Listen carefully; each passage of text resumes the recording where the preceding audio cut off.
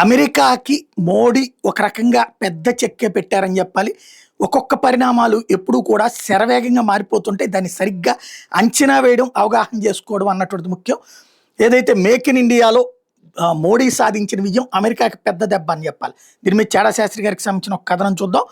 అంతర్జాతీయ స్థాయిలో అమెరికాతో పోటీపడే ఆర్థిక లావాదేవీల వ్యవస్థ ప్రారంభించిన మోడీ ప్రభుత్వం ప్రస్తుతం అంతర్జాతీయ ఆర్థిక లావాదేవీలు జరపడానికి బ్యాంకులు స్విఫ్ట్ అనే వ్యవస్థ ద్వారా చేస్తున్నాయి. వ్యక్తులు లేదా వ్యాపార సంస్థలు విదేశాలకు డబ్బు పంపించాలంటే తమ బ్యాంకుకి వెళ్ళి అన్ని వివరాలు ఇస్తే ఆ బ్యాంకు అన్ని వివరాలతో ఒక స్విఫ్ట్ మెసేజ్ తయారు చేసి ఆ ఎన్క్రిప్టెడ్ మెసేజ్ వేరే దేశంలో డబ్బు పంపించవలసిన బ్యాంక్కి ఆ బ్యాంక్ కూడా స్విఫ్ట్ సదుపాయం ఉంటేనే పంపిస్తారు.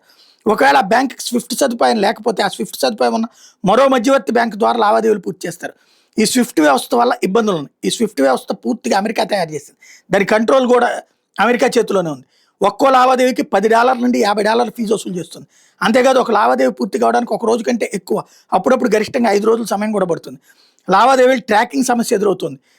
రీకన్సిలియేషన్ సమస్యలు కూడా ఎదురవుతున్నాయి. ఇంకా ఇది పూర్తిగా పాత టెక్నాలజీ మీదే పనిచేస్తుంది.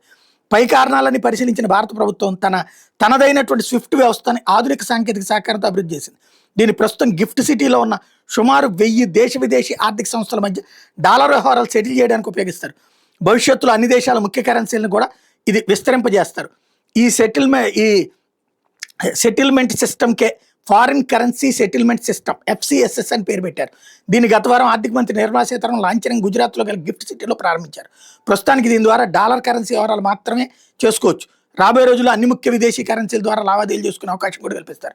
దీనివల్ల లాభాలు అంటే ఇది రియల్ టైంలో పనిచేస్తుంది. రియల్ టైంలో ప్రస్తుతం ఒక లావాదేవీ సరాసరి 36 గంటల సమయం పడుతూ ఉంటే ఈ FCSS ద్వారా 3 నుండి 5 సెకండ్ల సమయంలో డబ్బులు చేరిపోతాయి. మధ్యవర్తి బ్యాంకులు అవసరం ఉండదు.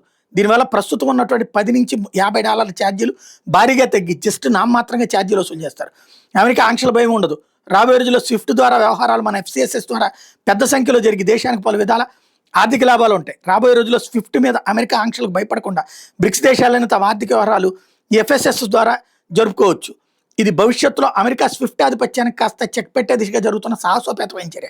గతంలో డెబిట్ మరియు క్రెడిట్ కార్డుల వ్యవహారాలు అమెరికా సంస్థలైన వీసా మరియు మాస్టర్ కార్డు నిర్వహిస్తూ 100 కోట్ల కమిషన్ మన దేశం నుండి పట్టుకుపోతుండే.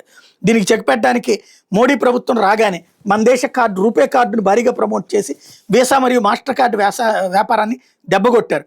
ఈ దెబ్బ ఎంతలాగా పడిందంటే 2018లో మాస్టర్ కార్డు సంస్థ మోడీ మీద అమెరికా ప్రభుత్వానికి ఫిర్యాదు చేసింది. మోడీ తమ దేశీయ సొంత కార్డు ప్రమోట్ చేస్తూ అంతర్జాతీయ కార్డు సంస్థల వ్యాపారాలు దెబ్బతీస్తున్నాడు.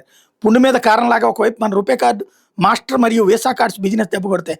మరోవైపు మన UPI ఆన్లైన్ పేమెంట్ వ్యవస్థ మన దేశంలో అసలు కార్డ్స్ ద్వారా జరిగే లావాదేవీల సంఖ్యను భారీగా తగ్గించి అమెరికా కార్డు సంస్థలకు భారత్ నుండి వెళ్లే వ్యాపారం భారీగా తగ్గించింది. ఈ మధ్య వరకు ప్రపంచంలో ఆన్లైన్ లావాదేవీలు ఎక్కువ సంఖ్యలో జరిగే సంస్థగా వీసా సంస్థ ఉండేది. మొన్న జూలై నెలలో మొదటిసారిగా మన UPI ప్రపంచంలో రోజువారీ జరిగే ఆన్లైన్ లావాదేవీల సంఖ్య వీసా లావాదేవీల కంటే కూడా ఎక్కువగా నమోదు చేసి ప్రపంచంలోని ఎక్కువ ఆన్లైన్ వ్యవహారాలు నిర్వహిస్తున్న నెంబర్ 1 వ్యవస్థగా మన UPI రికార్డు నమోదు చేసుకుంది. ఈ FCSS అభివృద్ధి ద్వేష స్వావలంబన దిశగా మరో పెద్ద ముందడుగు.